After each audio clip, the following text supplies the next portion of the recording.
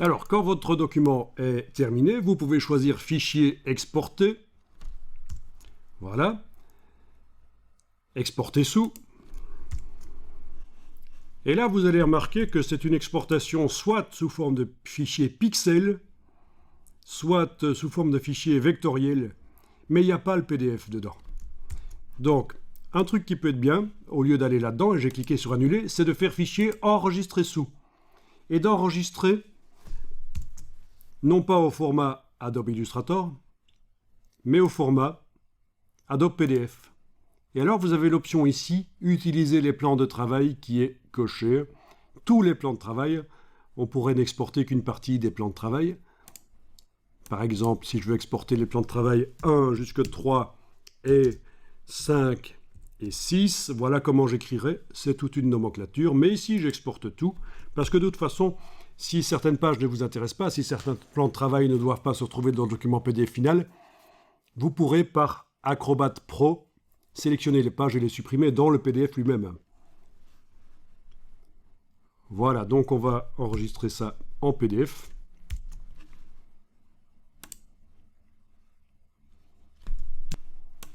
Voilà, c'est là qu'on peut éventuellement compresser les images pour qu'elles soient toutes à, pour du jet d'encre, 150 pixels par pouce. Compression, échantillonnage à 150 pixels par pouce pour les images, qui sont au-dessus de 150 pixels par pouce.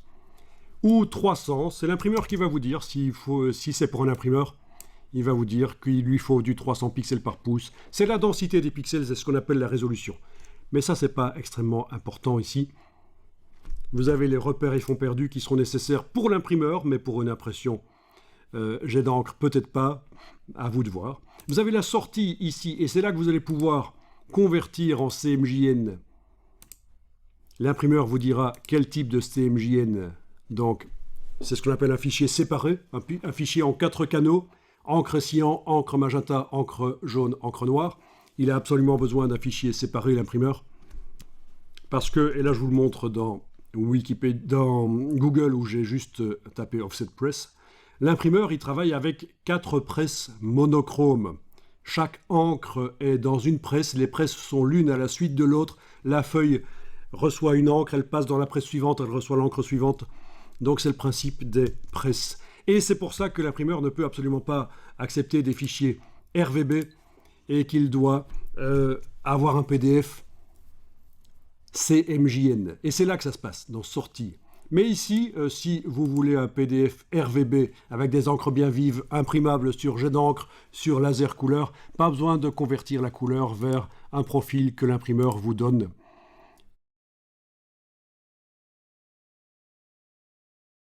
Donc s'il s'agissait d'un document pour un imprimeur, une chose extrêmement importante à faire, c'est de rencontrer l'imprimeur et de parler avec lui.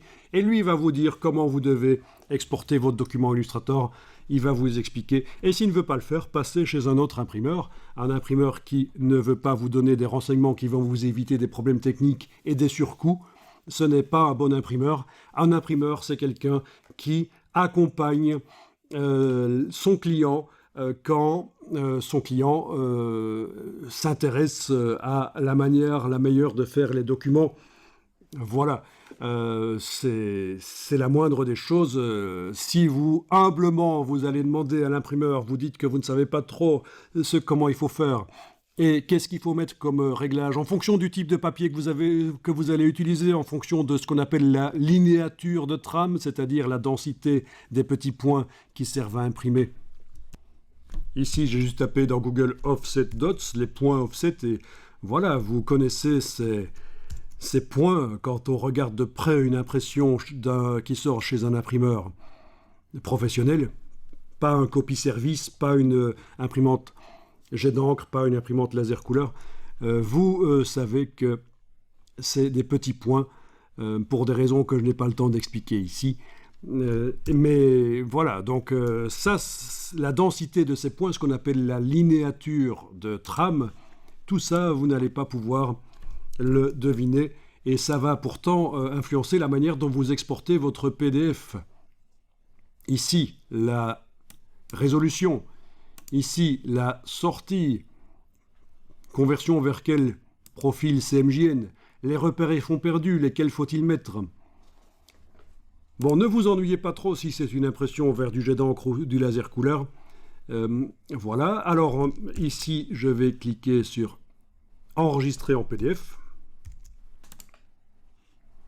et on va obtenir un PDF qui va normalement s'ouvrir. Ça dépend comment c'était coché dans la boîte. Est-ce que ouvrir dans Acrobat était coché dans la boîte ou pas? Apparemment non, donc je vais retourner dans le dossier qui contient tous les documents et voilà, on a le PDF ici avec toutes les pages. Parfait. Ça peut servir à faire une présentation genre PowerPoint, parce qu'un PDF, ça peut être comme un PowerPoint. Vous n'avez peut-être pas les petites choses qui bougent, des animations pourries qui font pas pro, donc c'est pas plus mal. Parce que pour faire ça dans un PDF, c'est un peu plus compliqué. Je vais double-cliquer sur lui, il va s'ouvrir dans Acrobat Pro chez moi, mais si vous n'avez pas Acrobat Pro qui permet de modifier les documents PDF, vous aurez au minimum Acrobat Reader, qui est un logiciel gratuit qui permet de lire les PDF. Il est téléchargeable sur le web. Voilà, Acrobat Reader, si vous ne l'avez pas, vous le téléchargez. Il ne vous permettra pas de modifier les PDF, mais il vous permettra de les lire tout aussi bien que Acrobat Pro, qui est livré avec la Creative Suite et qui, lui, est capable de modifier les PDF, notamment les pages, aller supprimer les pages, modifier l'ordre, etc. Donc ça, Acrobat Reader ne permettra pas. Alors, quoi qu'il en soit, vous avez ici votre document, qui peut même être affiché plein écran, bien sûr. Affichage, mode plein écran. Voilà. Les flèches au clavier.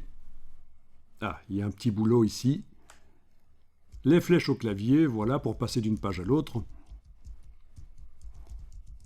Si on est un peu plus habitué avec les PDF, il y a des tables des matières possibles.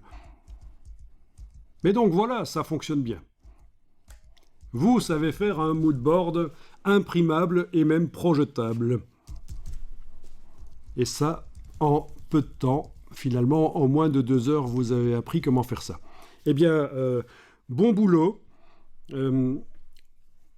Lancez-vous là-dedans et surtout n'oubliez pas qu'en cas de problème, Google est votre ami ou n'importe quel autre moteur de recherche. Vous tapez, vous trouverez des réponses à vos questions techniques ou alors des forums, des groupes sur Facebook, sur LinkedIn ou sur d'autres plateformes, des groupes d'utilisateurs des logiciels, des groupes de gens qui font le même métier que vous aussi.